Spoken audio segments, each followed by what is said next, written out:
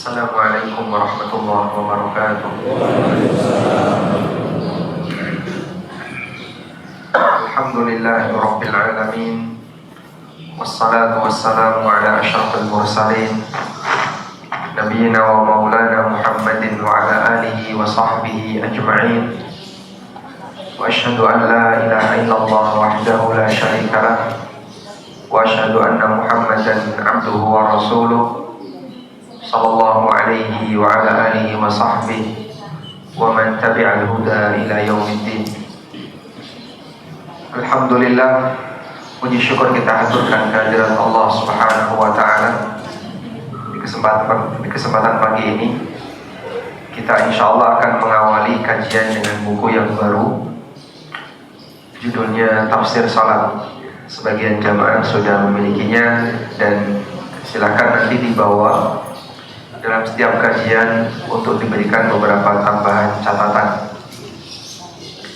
Buku Tafsir Salat, sebagaimana namanya, buku ini saya tulis dengan maksud untuk menjelaskan apa saja makna yang terkandung dalam kegiatan sholat yang kita kerjakan, baik yang bentuknya gerakan maupun yang bentuknya bacaan, sehingga kita mau memahami renungan dari gerakan juga renungan dari bacaan.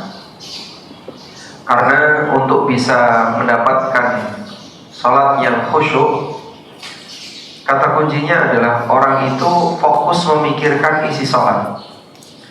Sebab kalau orang itu sholat tapi pikirannya melayang kemana-mana, ada yang mikir, misalnya pikirannya sudah sampai dapur, sudah sampai tempat belanja, sampai di pasar, dan aneka pikiran yang lainnya, maka dia menjadi tidak khusyuk ketika sholat. Berawal dari cerita seperti ini. Di beberapa masjid tempat saya mengisi kajian, ada sebagian di antara jamaah yang mereka ikut pelatihan sholat khusyuk. Biasanya dilakukan di hotel dengan nilai yang cukup mahal. Ada yang sekitar sampai 1,5 juta atau 2,5 juta. Dan dulu sebagian dosen kami yang ada di UGM juga ikut kegiatan itu. Saya penasaran untuk membayar senilai itu, apa yang didapatkan, materi kayak apa sih? Karena tidak ada kajian umum yang membahas itu. Akhirnya kita sempat tanya kepada beberapa peserta. Saya minta penjelasan cara sholat khusyuk itu bagaimana, Pak? Ternyata jawaban mereka beragam. Ada yang memberikan jawaban untuk bisa khusyuk dalam sholat, maka ketika sholat seseorang harus membayangkan dia seolah-olah berada di depan Ka'bah, sehingga saat dia sholat seolah-olah di Ka'bah. Yang kedua, ada juga yang memberikan jawaban, saya bisa merasakan khusyuk ketika saya seolah-olah berada di luar angkasa. Jadi dia bayangin ketika sholat itu seperti kanan kirinya penuh dengan bintang, gelap gulita, kanan kirinya bintang-bintang. Ada juga yang punya jawaban yang berbeda, saya merasa khusyuk ketika saya sedang sholat, di depan saya itu seperti kain putih bersih tanpa noda. Ada yang bilang, saya bisa merasakan khusyuk ketika saya sholat seolah-olah di samping saya ada suara air sungai yang mengalir. Bayangkan seperti di surga. Dan aneka bayangan yang beragam. Nah, saya membuat kesimpulan, kalau seperti ini disebut khusyuk dalam sholat, berarti sholat khusyuk adalah sholat yang pikirannya melayang. Entah mikir A, mikir B, mikir C, sehingga mungkin bacaannya malah gak kepikir. Apa kayak gini yang disebut khusyuk dalam sholat? Dan ternyata setelah saya ingin tahu, saya menggali ada apa di balik pelatihan sholat khusyuk itu, mereka menyampaikan bahwa yang disampaikan itu audio visual yang dikemas untuk membuat orang nangis. Jadi ketika itu dia berada dalam satu ruangan, kemudian dibuat gelap, lalu videotron nyala dengan sangat terang atau proyektor nyala dengan sangat terang, menampakkan betapa besarnya alam ini. Dari mulai universe ya, alam raya yang demikian besar ditampakkan dalam video itu. Nah, seperti inilah kondisi alam. Kamu itu lebih kecil daripada debu. Kemudian dikasih semacam kontemplasi bahwa kamu ini orang yang lebih kecil daripada debu, makhluk yang lebih kecil daripada debu. Namun kenapa sombongnya melebihi gunung? Nah, pada posisi itu dia akan dibuat nangis. Setelah dibuat nangis, diajari untuk sholat. Bukan kayak gini saya kira ya. Untuk bisa disebut sholat khusyuk, orang yang dikejar utang juga bisa nangis. Orang yang lagi berantem suami istri juga bisa nangis. Sehingga ketika orang punya masalah besar, anggaplah misalnya ada salah satu anggota keluarganya yang sedang atau yang baru saja meninggal dunia, sementara itu adalah orang yang sangat dia cintai, dia bisa nangis. Tapi bukan persoalan yang penting bisa nangis. Memang nangis ini salah satu di antara boleh saya sebut kondisi di mana orang bisa khusyuk. Karena pada saat orang itu sedih sampai kondisi puncak, kemudian dia bisa nangis, lalu muncul rasa butuh yang besar kepada Sang Pencipta, dia bisa khusyuk. Tapi tidak seperti itu inti dari khusyuk. Oleh karena itu, saya berusaha untuk menggali beberapa keterangan para ulama seperti apa sih hakikat dari khusyuk. Ketemulah sebuah buku yang ditulis oleh Dr. Sa'id bin Wahab Al-Qahtani, judulnya Al-Khusyu'u fis Shalah. Buku itu setebal buku saya. Kalau buku tafsir salat ada berapa halaman tuh, Pak? Kalau yang ada di sini 365 atau 360-an. Nah, buku Al-Khusyu'u fis Shalah juga kurang lebih setebal itu. Nah, saya membaca buku itu dan ternyata bayangan kami tentang definisi khusyuk selama ini kurang benar.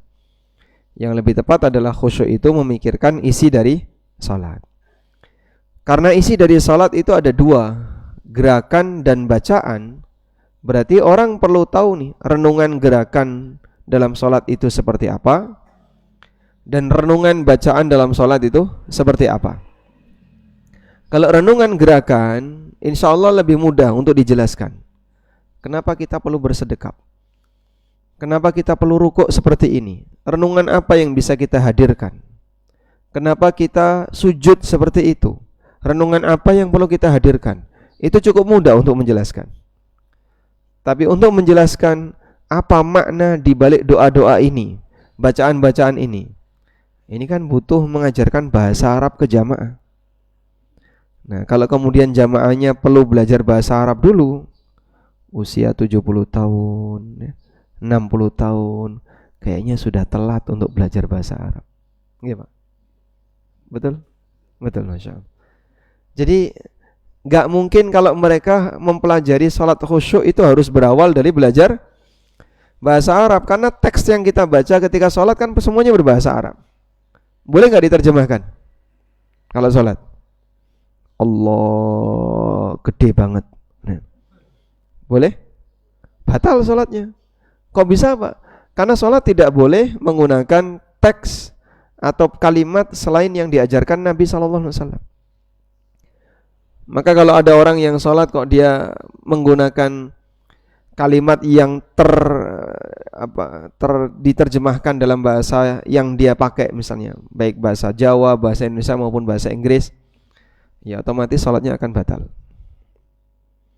Maka tetap teks itu dibiarkan, dibaca sebagaimana teksnya, tapi renungan maknanya dipahamkan kepada orang yang sholat. Nah, dari situlah kemudian saya berpikir berarti perlu ditafsirkan itu bacaan-bacaan tadi. Itulah yang melatar belakangi penulisan buku tafsir sholat. Sehingga tujuan akhir orang belajar buku tafsir sholat itu apa? Agar bisa khusyuk dalam sholat. Bukan berarti bahwa penulis ini sudah pintar khusyuk dalam sholat. Saya sendiri juga sedang dalam proses belajar, sehingga kalau sholat ya kadang pikirannya terbang kemana-mana, melayang ke kanan, melayang ke kiri, sampai merencanakan jadwal apa yang harus saya lakukan pasca sholat. Setelah sholat ini mau ngapain saja. Sama Pak, Masya Allah. Jadi karena saya yakin ini bukan pengalaman saya pribadi ya, pengalaman kita bersama. Sehingga saat kita sholat, kita seperti menyusun jadwal, menyusun agenda, apa saja yang akan saya lakukan pasca saya sholat. Oh, habis ini saya akan A, B, C, D. Begitu salam, turu. Masya Allah, demikianlah setan ya. Sehingga seolah-olah kita ketika sedang sholat itu betapa sibuknya waktu kita. Baik. Kemudian jamaah mungkin ada yang sudah memiliki buku yang versi lama. Nah, buku versi lama itu banyak sekali yang membajak. Ada beberapa teman yang lapor, saya beli buku tafsir sholat, harganya murah sekali, setengah dari harga resmi.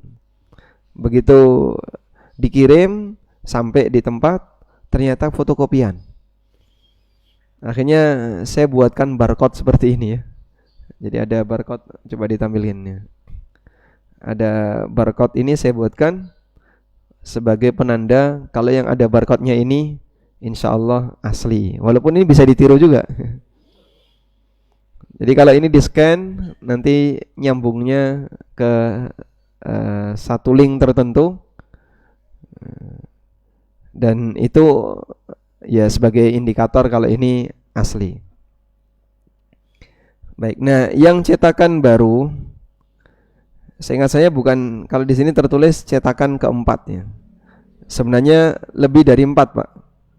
Karena seingat saya buku ini kurang lebih sudah terbit 10.000 eksemplar. Walhamdulillah diterima oleh masyarakat. Sekarang kita lihat ini. Mengapa tafsir salat? Ini menjadi mukaddimah pengantar tentang latar belakang saya menuliskan buku ini. Jadi kalau kita punya buku baru, pertama yang perlu dilihat adalah judul dulu ya. Lalu nama penulis, kemudian lihat di bagian pengantar. Pengantar penulis, bukan pengantar penerbit. Pengantar penerbit gak penting itu, pengantar penulisnya. Pengantar penulis ini akan menjelaskan latar belakang, atau mungkin dia akan menjelaskan sistematika, bagaimana dia menulis buku itu. Lalu setelah itu lihat daftar isi. Daftar isi itu seperti peta, apa saja yang ada dalam buku ini dan urutannya seperti apa. Kayak misalnya Anda masuk ke tempat wisata yang luas, kebun binatang, dikasih peta. Nah, di peta itu akan kita temukan, akan kita jumpai koleksi binatang dan posisinya. Oh, gajah ada di sini, kemudian kuda nil ada di sini, dan seterusnya. Kita mendapat, Anda bisa membaca salah satu poin di daftar isi itu. Dari sekian banyak materi, mana yang kira-kira menarik untuk dilihat. Kemudian kita misalnya langsung menuju ke poin itu. Oh, ini ada satu pembahasan yang saya selama ini cari. Langsung menuju ke sana. Ini sebagai sampling ya, untuk nanti mendapatkan kesimpulan kira-kira tingkat ilmiah buku ini seperti apa. Setelah kita baca, oh kok setelah dibaca B aja, B saja. Nah, artinya apa? Biasa saja. Saya kayaknya kurang tertarik untuk membaca buku ini lebih lanjut. Nah, berarti Anda nggak usah beli ya. Karena setelah dapat sampling itu, saat Anda merasa kurang tertarik, Anda bisa membuat kesimpulan berarti buku ini kurang bagus. Di pembahasan yang Anda butuhkan kurang begitu ilmiah misalnya. Tapi kalau di pembahasan yang Anda butuhkan, wah insya Allah penjelasannya cukup ilmiah. Nanti Anda bisa cari lagi materi yang lain. Kok ternyata kualitasnya sama, berarti insya Allah yang lain juga kurang lebih sama. Sekarang coba kita baca pengantarnya. Berawal dari kajian seputar cara khusyuk dalam sholat. Sekitar 5 tahunan yang lalu, 5 tahunan ketika nulis. Ini ditulis di pertama bulan Sya'ban tahun 41. Sekarang bulan apa? Muharram 47, berarti sudah 6 tahun yang lalu. Sebab buku ini terbit awal pandemi.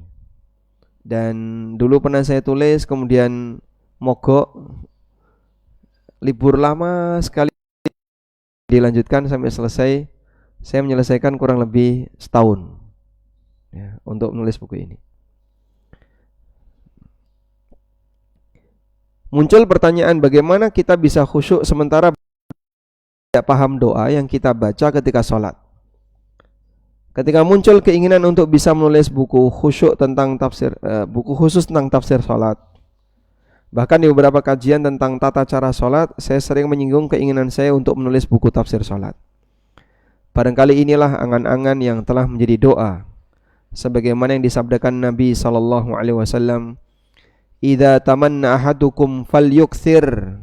Apabila kalian berangan-angan, maka perbanyaklah angan-angan itu. Fa innama yas'alu rabbahu azza wa jalla. Karena orang yang berangan-angan itu hakikatnya dia sedang meminta kepada Allah Subhanahu wa taala. Jadi angan-angan itu sama dengan doa. Maka ketika kita berangan-angan, perbanyaklah, kan angan-angan itu termasuk doa. Baik. Walhamdulillah, angan-angan itu Allah wujudkan.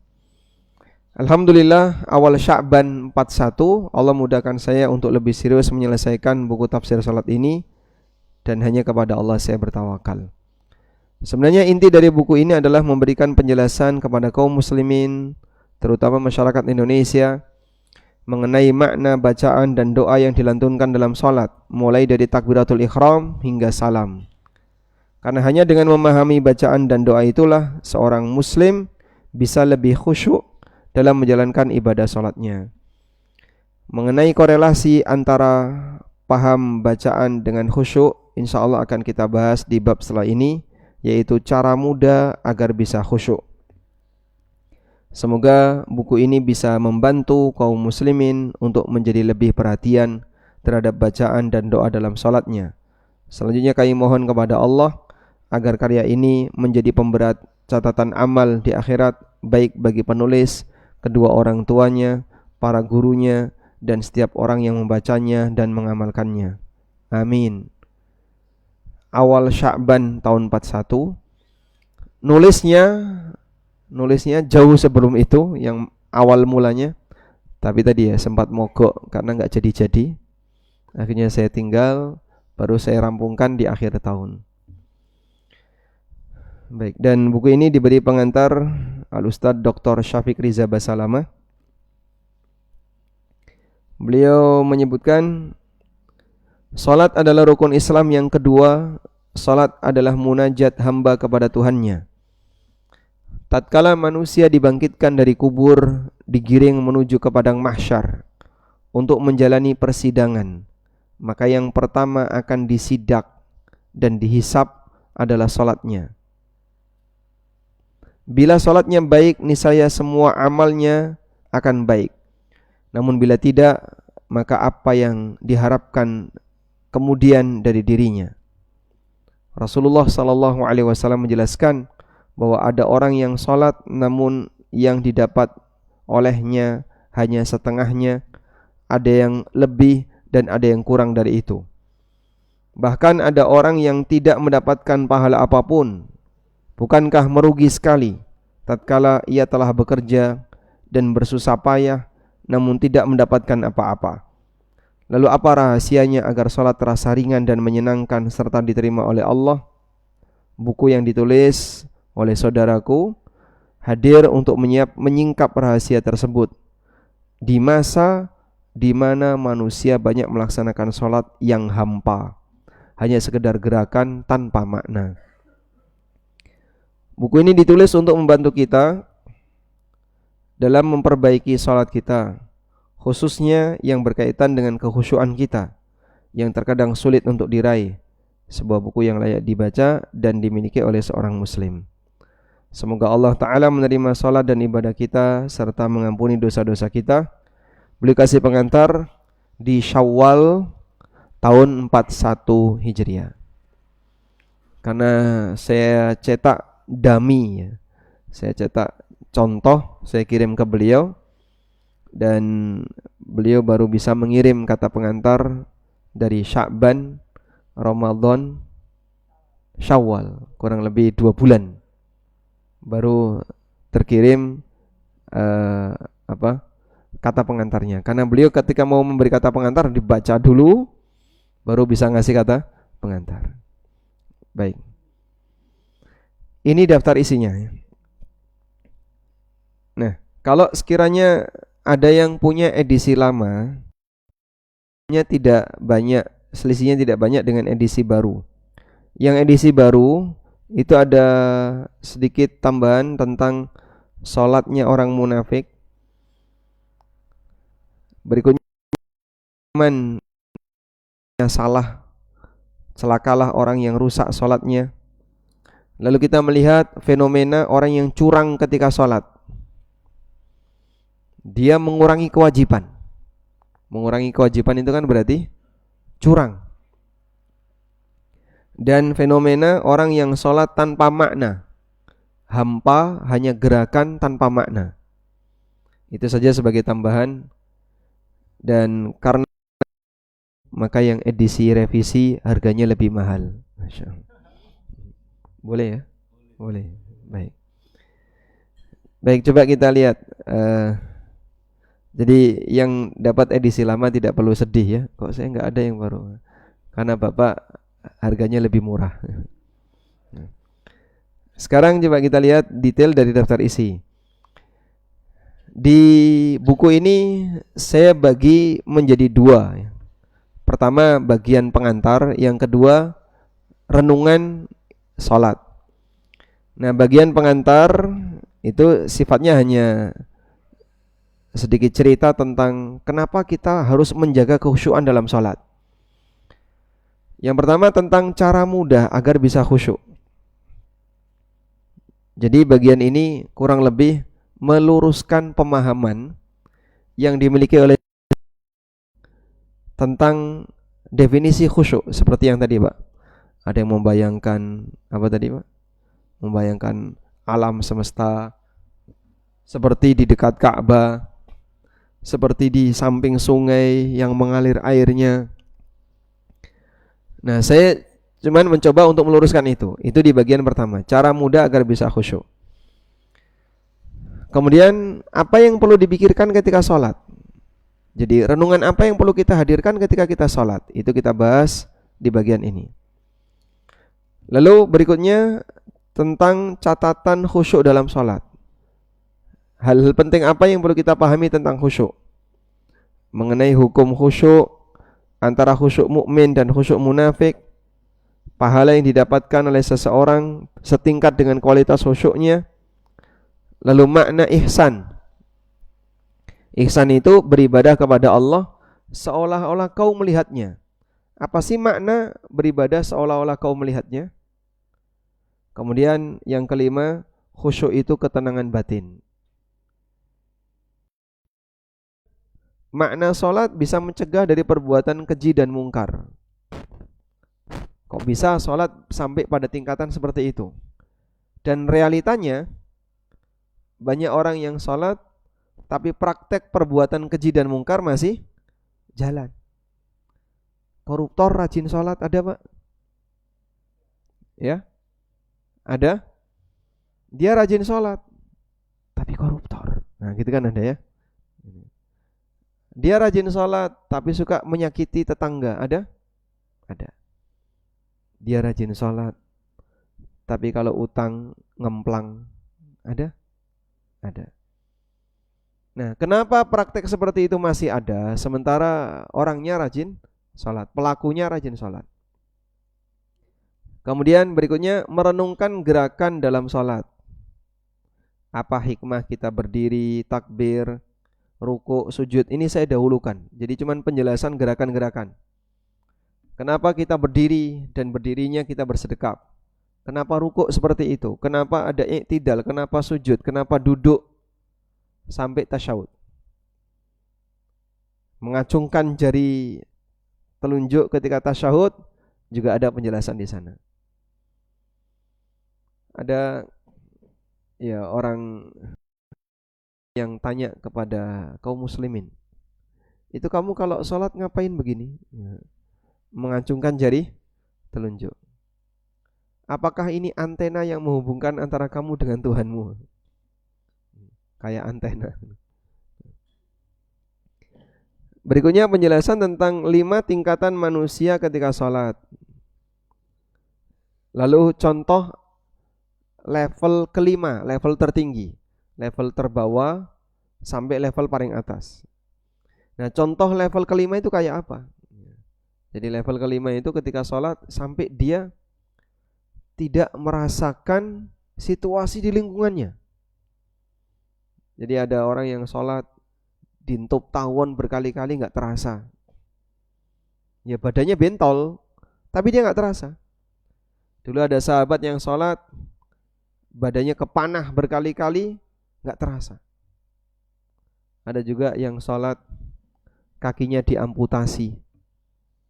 Dia sholat kakinya sambil diamputasi. Jadi karena dulu tidak ada obat bius seperti sekarang, ketika orang mau diamputasi itu diminta untuk minum khamr. Jadi mabuk dulu, mendem, begitu mendem diamputasi. Nah, ada ulama yang mau diamputasi disuruh mendem. Tak mau beliau. Maka kalau saya mendem nanti mati gimana? Su'ul khotimah. Akhirnya, lah gimana kalau Anda tidak mabuk kemudian diamputasi, sakitnya enggak ketulungan? Nah, tulang digergaji itu kayak apa, Pak? Ya sudah, saya tak sholat dulu, izinkan saya sholat. Akhirnya dia sholat. Di tengah sholat, saking khusyuknya diamputasi gak terasa. Begitu selesai sholat, sekarang silahkan kaki saya dipotong. Sudah selesai. Ini khusyuk level tertinggi ya.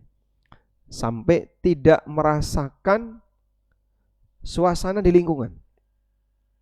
Saya sempat berpikir, apa bisa kayak gitu? Nah, ada satu penjelasan yang pernah disampaikan oleh Syekh Dr. Utsman Al-Khamis. Beliau mengatakan seperti ini. Contoh khusyuk level paling tinggi, ada orang mengalami kecelakaan, Pak. Saat dia mengalami kecelakaan, hanya luka, sampai kepalanya mengeluarkan darah. Kepalanya mengeluarkan darah, tapi dia perhatian kepada anaknya. Karena anaknya tadi terpental jauh, sehingga dia kehilangan di mana anaknya. Akhirnya dia bangun, pada waktu selesai kecelakaan dia bangun, darahnya bercucuran dari kepalanya untuk nyari anaknya. Begitu dia ketemu anaknya, dipeluk, kepalanya berdarah. Iya, berdarah.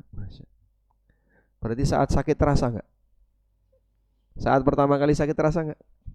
Enggak terasa. Kenapa? Fokus dia di anak. Saat dia fokus di anak, ketika itulah dia sampai kehilangan rasa sakit yang dia alami. Oh, berarti memang bisa. Orang kalau lagi fokus pada hal tertentu, itu sampai apa? Rasa sakit tidak terasa. Sama seperti kejadian yang dialami di zaman Nabi Yusuf alaihissalam. Para wanita yang terpesona ketika melihat Yusuf ngiris jarinya. Falamma akbarnahu wa qatta'na aydiyahun qulna hasya lillah ma hadza basyaran in hadza illa malakun karim. Ketika mereka merasa kaget melihat Yusuf, mereka memotong jarinya tanpa terasa. Wa qulna hasyalillah, mereka mengatakan hasyalillah ma hadza basyarun in hadza illa malakun karim. Ini bukan manusia, ini malaikat. Ya, coba misalnya ya, ibu-ibu nonton siapa artis yang paling ganteng? Coba kamu lihat artis yang paling ganteng. Dah, dilihatin tuh artis yang paling ganteng. Setelah itu coba ditusuk pakai jarum pentul. Kok sakit? Wah, itu rano apa-apa nih berarti ya. Nabi Yusuf alaihissalam ketika para wanita melihat Nabi Yusuf itu motong tangannya sendiri. Wa qatta'na aydiyahun. Mereka motong tangannya sendiri tanpa terasa. Itu berarti cakapnya kayak apa, Pak? Selanjutnya kita bahas tentang sholatnya orang munafik. Lalu ada penjelasan peristiwa yang dialami oleh Hudzaifah ketika melihat ada orang yang sholatnya terlalu cepat, tidak tumak nina. Lalu kita kasih penjelasan tentang celakalah orang yang rusak sholatnya, orang yang curang dalam sholat, sholat tanpa makna. Kemudian kita beralih kepada mengamalkan sunnah yang beragam. Nabi SAW mengajarkan beberapa macam doa ketika sholat. Doa sujud ada sekian ragam, doa ruku ada sekian ragam. Kemudian adakah bacaan sebelum sholat? Nah, ini salah satu fenomena di sekitar kita. Orang sebelum sholat membaca surat An-Nas. Qul a'udzu birabbin nas, malikin nas, ilahin nas. Makmumnya siap siaga, kok lama enggak takbir-takbir. Imamnya baca surat An-Nas, habis itu baca surat Al-Falaq. Sambung dengan Al-Baqarah, Masya Allah. Rasida takbir. Baru setelah itu masuk isi sholatnya. Nah, jadi di bagian depan tadi berisi tentang pengantar, tentang bagaimana motivasi untuk bisa khusyuk, dan fenomena apa saja yang bisa kita jumpai berkaitan dengan motivator khusyuk maupun penghalang khusyuk. Setelah itu baru kita masuk isi sholat. Nah, di bagian isi saya menyampaikan 3 hal. Di bagian isi sholat itu ada 3 hal. 1, tentang tata cara yang benar, dan ini kami berkomitmen semuanya berdalil. Jadi misalnya tata cara ngangkat tangan ketika takbiratul ihram, setinggi pundak atau setinggi telinga, saya cantumkan dalilnya. Setinggi pundak dalilnya ini, setinggi telinga dalilnya ini. Kemudian bacaan doa iftitah, ada versi 1, versi 2, versi 3. Saya sebutkan dalilnya. Versi 1, hadis dari sahabat A, riwayat ini. Versi 2, hadis dari sahabat B, riwayat ini. Sehingga kami ingin menyajikan bahwa yang Bapak baca itu valid, pernah dipraktekkan Rasulullah SAW atau yang diajarkan Nabi SAW. Yang kedua, menyebutkan khilaf.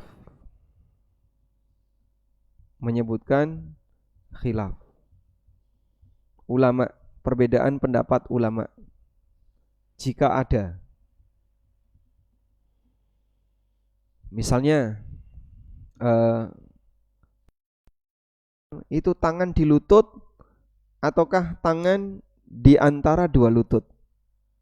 Pernah kita praktekkan, Pak ya? Namanya apa itu? Tatbik. Sedekap yang benar itu di sini, di apa ini? Dekat leher, di tempat kalung, di atas tetek, di dada, di perut atau di bawah pusar. Nah, kalau ada khilaf seperti itu, saya sajikan agar misalnya orang melihat kok beda dengan saya ya. Nah, setidaknya dia sudah punya pengantar. Oh, di buku tafsir sholat pernah ada penjelasan seperti itu. Termasuk misalnya melihat kok ada orang yang ketika berdiri enggak sedekap. Madzhab Malikiyah kan. Allahu Akbar, tangannya dilepas, tidak sedekap. Yang ketiga, renungan bacaan. Renungan bacaan. Apa yang perlu kita renungkan ketika kita membaca itu? Itu di bagian isi sholat yang kami, sehingga di tafsir sholat kita tidak hanya belajar renungannya, tapi kita juga belajar fikihnya. Nuansa fikihnya ada di dua tempat. Tata cara yang sesuai sunnah. Yang kedua adalah jika ada khilaf di kalangan para ulama, saya berusaha untuk menyajikan khilaf itu. Apakah bacaan basmalah ketika sholat jahriyah itu dikeraskan atau dipelankan? Termasuk juga kami kutip di sana. Wallahu alam. Baik. Dan jika ada beberapa versi terkait bacaan, nanti kita akan sebutkan di sini. Di renungan bacaan disebutkan aneka versi redaksi. Doa iftitah ada sekian versi, kita sebutkan semuanya yang mampu dijangkau. Jadi kami mempertimbangkan jangan terlalu banyak karena tidak semua jamaah sanggup untuk menghafal. Jadi misalnya kita cuma cantumkan 6 versi, walaupun riwayatnya ada bisa lebih dari 6. Kemudian yang kedua, setiap versi disebutkan riwayatnya agar masing-masing orang yakin bahwa Anda mau versi 1, 2 maupun 3 semuanya ada dalilnya. Jangan sampai terjadi orang fanatis terhadap golongan tertentu sampai pada tata cara bacaan. Kamu doa iftitahnya apa? Allahu Akbar kabira walhamdulillahi katsira. NU berarti. Kalau Bapak apa? Allahumma ba'id baini wa baina khotoyaya Muhammadiyah. Padahal baik versi 1 maupun 2, keduanya dasarnya dari Nabi sallallahu alaihi wasallam. Maka jangan sampai ada ungkapan semacam itu. Ini iftitah versi Muhammadiyah, ini iftitah versi NU.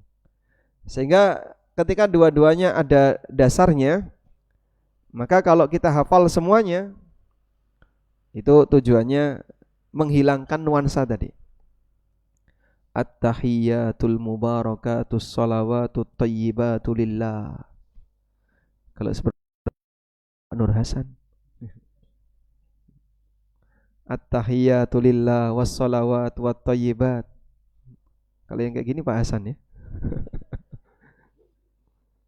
Dan kita bergabung di satu masjid dengan doa tasyahud yang banyak versi. Antara satu dengan yang lain kalau semuanya benar, kenapa tidak? Dan yang paling bagus dihafalkan semuanya. Sehingga ketika hafal semuanya, Bapak bisa baca secara bergantian. Kadang versi A, kadang versi B, itu akan membuat kita jadi mikir dulu ketika berdoa. Sehingga tujuannya agar tidak otomatis. Sebab otomatis itu mengurangi khusyuk. Setiap kali subhana rabbiyal azim wa bihamdi, subhana rabbiyal azim wa bihamdi, subhana rabbiyal azim wa bihamdi. Ya karena otomatis, cuman satu versi. Tapi kalau dia punya beberapa versi, Allahu Akbar. Saya mau pilih yang mana ya? Saya pilih yang ini. Subuhun Qudusun Rabbul Malaikati Warruh. Saya pilih Subhanadzil Jabarut wal Malakut wal Kibriya wal Azama. Sehingga dengan cara itu khusyuk kita dalam salat. Wallahu alam. Baik, mungkin itu sebagai pengantar berkaitan dengan buku ini, dan saya berharap masukan kritikan dari Bapak Ibu sekalian yang nanti saya jadikan sebagai sebagai pertimbangan untuk memberikan revisi jika di situ ada saran dan masukan. Demikian, wassallallahu ala nabiyyina Muhammadin wa ala alihi wa sahbihi wasallam. Baik, ada yang mau disampaikan? Silakan. Mikrofon.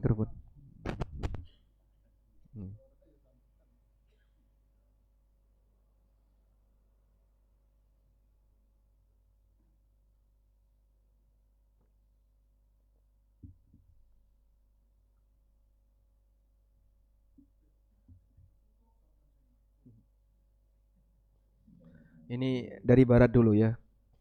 Nanti ke timur, fakultas yang wetan kan belakangan. Waalaikumsalam warahmatullahi wabarakatuh.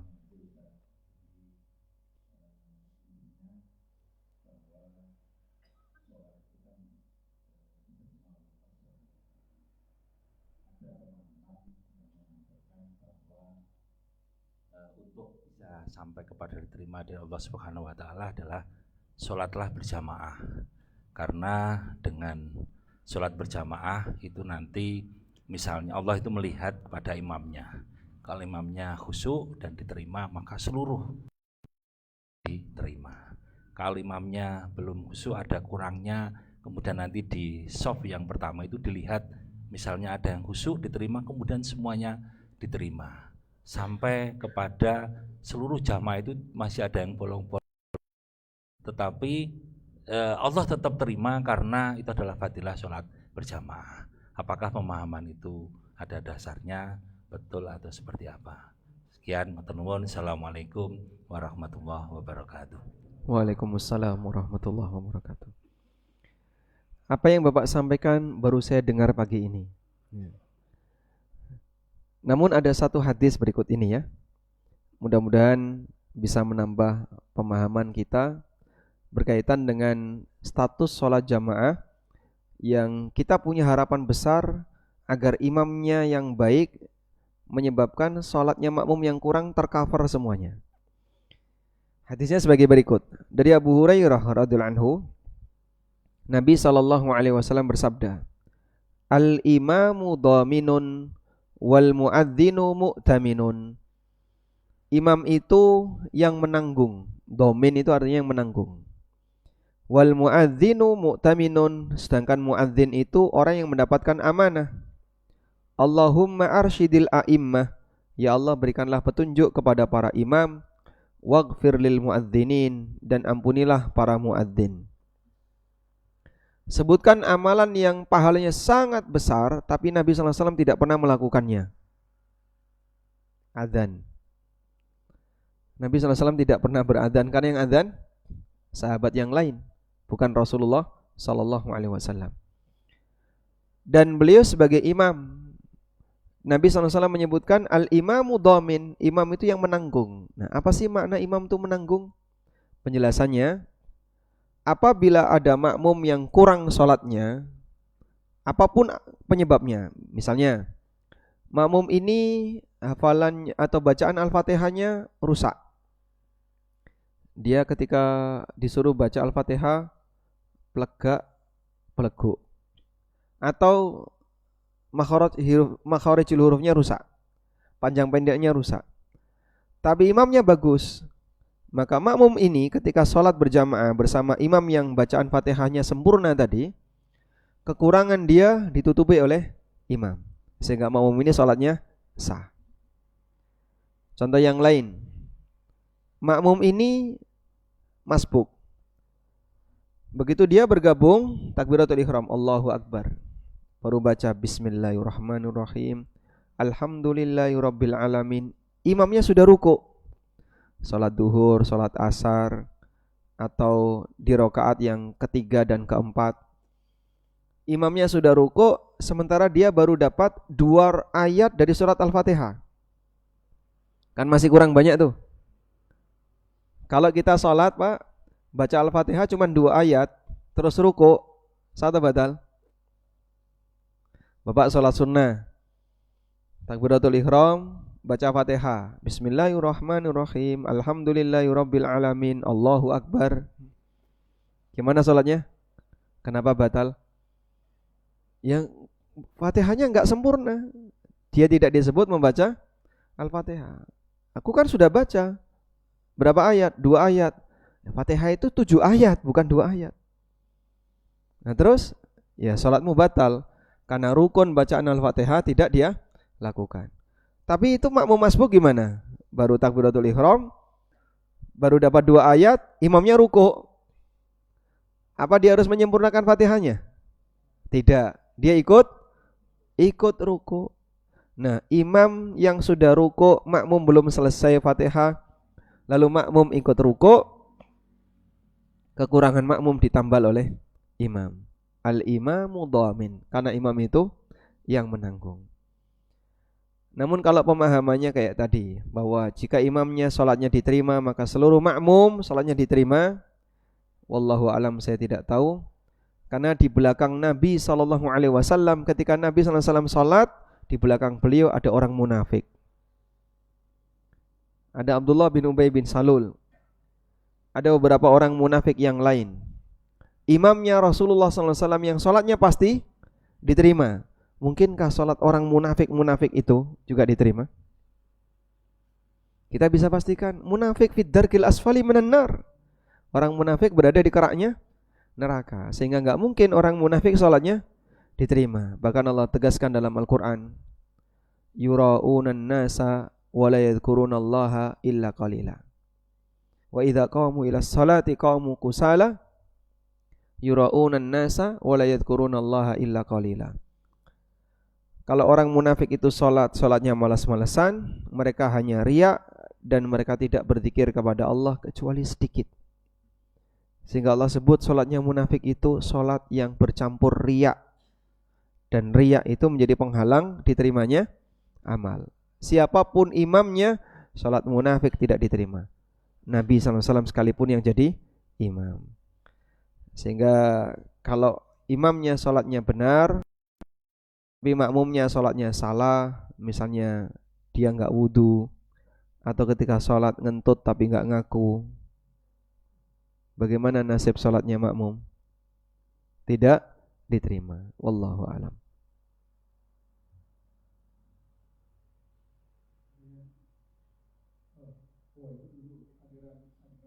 Masya Allah.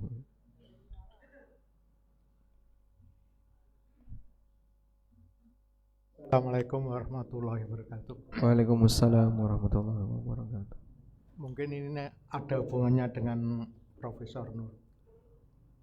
Orang tidak atau dihukumi kalau tidak tahu hukum. Tidak bisa dihukum kalau tidak tahu hukum. Ya. Ini dasarnya. Saya ingin penjelasan. Seperti saya misalnya, cara mengajar anak sholat, kemudian dari awal dari wudhu. Padahal kita tidak mungkin istilahnya mengajari anak kita dari istilah tutorial, ini kan enggak mungkin. Kita sekolahkan. Tapi saya lihat waktu wudhu pun, padahal sekolahnya juga sekolah istilahnya sekolah agama, tapi wudhunya pun enggak benar. Kemudian apalagi sholatnya kadang sudah, nah seperti itu. Terus kita sebagai orang tua itu gimana? Dosa enggak seperti itu? Padahal itu berlanjut dari anak satu sampai anak juga sampai punya cucu pun. Saya kalau pas lihat sholatnya, Masya Allah. Terus seperti itu, makanya apa lebih baik gimana caranya? Misalnya makanya ada orang yang bilang, wah aku wudu rung iso kok salat. Itu banyak yang alasan seperti itu. Aku hukum rung nganggo anu salat. Apa meneh wudu. Itu caranya bagaimana, istilahnya khususnya untuk anak kita aja. Terima kasih. Assalamualaikum warahmatullahi wabarakatuh. Waalaikumsalam warahmatullahi wabarakatuh. Baik. Ada dua hal yang perlu kita bedakan ya, tentang tidak tahu dalam syariat Islam. Ada tidak tahu hukum dan ada tidak tahu hukuman. Yang tidak tahu hukum tidak dihukum, tapi tidak tahu hukuman namun dia tahu hukum tetap dihukum. Begitu ya. Bisa dibedakan, Pak? Kalau tidak tahu hukum, dia nggak ngerti kalau itu salah, maka orang semacam ini dimaafkan karena dia nggak tahu. Kalau dia tahu, saya tahu ini nggak boleh, tapi saya nggak tahu kalau hukumannya seperti ini, maka dia tetap dihukum. Ada sahabat yang dia melakukan hubungan badan siang hari ketika Ramadan. Dia tahu itu dilarang, tapi dia tetap nekat melakukan hubungan badan Lalu datang kepada Nabi SAW, ya Rasulullah halaktu, ya Rasulullah aku binasa, aku telah melakukan hubungan badan ketika puasa. Lalu Nabi SAW ngasih penjelasan, kamu harus puasa 2 bulan berturut-turut.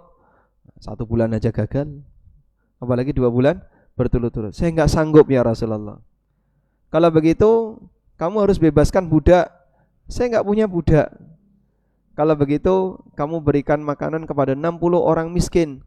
Saya enggak punya harta untuk memberi makan kepada 60 orang miskin. Sehingga orang ini tidak tahu hukuman, tapi tetap dihukum oleh Nabi SAW. Maka bedakan antara tidak tahu hukum dengan tidak tahu hukuman. Yang sudah tahu hukum tapi tidak tahu hukuman tetap dihukum. Di negara kita tidak tahu dua-duanya tetap dihukum. Nggih, Pak. Pokoknya kalau melanggar ya tetap dihukum. Sehingga orang misalnya pas di Bangjo belok kiri. Nah, prit, baik. Ditangkap oleh petugas. Bapak tahu apa kesalahan Bapak? Tidak tahu. Bapak tadi kan lampu merah, Bapak tetap belok kiri.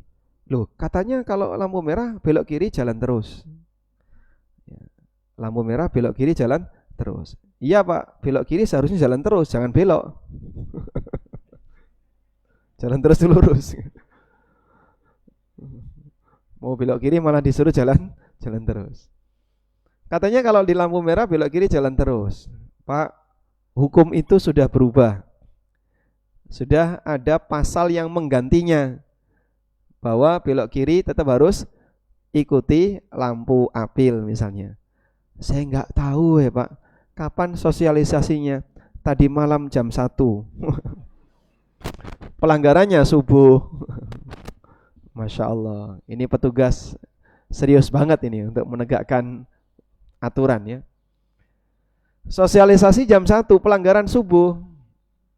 Kira-kira tetap ditilang enggak? Ya. Di tempat kita akan tetap ditilang. Wah, saya baru tahu Pak. Saya belum dapat sosialisasi itu. Tapi asas yang berlaku di tempat kita, selama sudah pernah disosialisasikan, selesai. Mau dia tahu enggak tahu tetap akan diberi hukuman. Nah, dalam syariat kita tidak. Hukum itu Pak sudah disosialisasikan 14 abad silam. Sampai detik ini yang melanggar dan orang menyatakan enggak tahu. Nah, sampai detik ini orang melanggar hukum Allah dan dia bilang saya enggak tahu, ada banyak sekali. Dan Allah Ghafurur Rahim. Manusia itu dia pelit, tapi Allah pemurah. Sehingga kalaupun ada orang melanggar syariat agama, terus dia bilang, saya enggak tahu, dalam agama kita dimaafkan. Walaupun hukum itu sudah disosialisasikan bukan jam 1 tadi malam, sudah 14 abad silam. Dalam kurun waktu yang sangat panjang. Cuman kan kemampuan orang dalam belajar butuh waktu yang lama dan masih banyak orang yang enggak ngerti. Baik. Nah, terkait masalah fenomena anak-anak yang ketika sholat enggak karuan seperti tadi. Jangankan anak-anak, yang usia 70 tahun loh masih kayak gitu, Pak. Saya masih sering melihat ada bapak-bapak ya, wudunya enggak karuan. Kemarin kan sudah kita sempat pelajari tentang tata cara wudu. Mohon maaf Pak, nyiram air ke kaki dari depan, keran dinyalakan, kakinya maju-maju, 1, 2, 1 kan 3 kali. Tumitnya kering, tungkaknya kering. Tumit kering gimana nasib wudunya? Batal. Sehingga dia cuma siram bagian depannya saja. Yang sudah lanjut usia ketika wudu sikut garing itu banyak Pak, sikutnya kering. Gimana itu wudunya Pak? Batal. Beberapa kali saya menjumpai orang seperti itu. Terus saya sampaikan, Pak, itu sikunya garing Pak, sikunya masih kering. Nah, alhamdulillah mau ngulangi. Ya kayak kasus kemarin yang kita ceritakan itu di bandara ya. Jadi dia cuci tangan, kemudian cuci muka, Setelah itu usap kepala, cuci tangan sampai siku, terus cuci kaki. Jadi dia kebalik, usap kepalanya sebelum cuci tangan. Ya kalau nggak salah seperti itu, atau dia usap kepalanya setelah cuci kaki. Pokoknya dia dibalik. Terus saya bilang, Pak, wudunya kebalik. Yang penting kan sudah toh. Kok yang penting sudah, ini gimana? Lah kalau nggak urut gimana? Ibarat ada orang selesai baca Fatihah, baca surat, sekalian saja i'tidal, sami Allahu liman hamidah. Terus ruku, Allahu Akbar sujud. Daripada mindun gaweni bolak-balik munggah medun. Nah, ini wis ning ngisor kan sisan. Ya, kalau itu terjadi pada anak-anak, mungkin mereka masih bisa diselamatkan dan mungkin lebih mudah untuk diselamatkan. Kalau sudah terjadi pada usia lanjut, nanti saya ceritakan peristiwa yang dialami oleh Hudzaifah. Orang yang sholatnya cepat, ketika ditanya, Bapak sholat seperti ini berapa lama? 40-an tahun saya sholat seperti ini. Sampai Hudzaifah bilang, lau mutta ala hadha mutta ala ghairi millati Muhammadin sallallahu alaihi wasallam. Kalau sampai kamu mati sholatmu kayak gini, berarti kamu mati bukan di atas agama Nabi Muhammad sallallahu alaihi wasallam. Koreksi itu butuh berkesinambungan.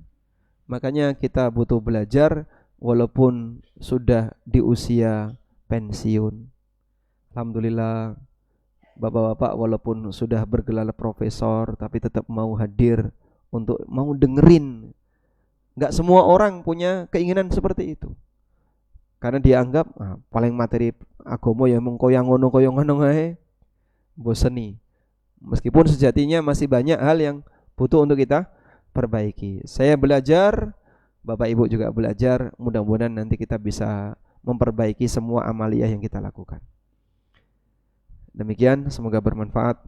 Wassallallahu ala nabiyyina Muhammadin wa ala alihi wa sahbihi wasallam. Wa akhiru da'wana alhamdulillahi rabbil alamin. Wassalamualaikum warahmatullahi wabarakatuh.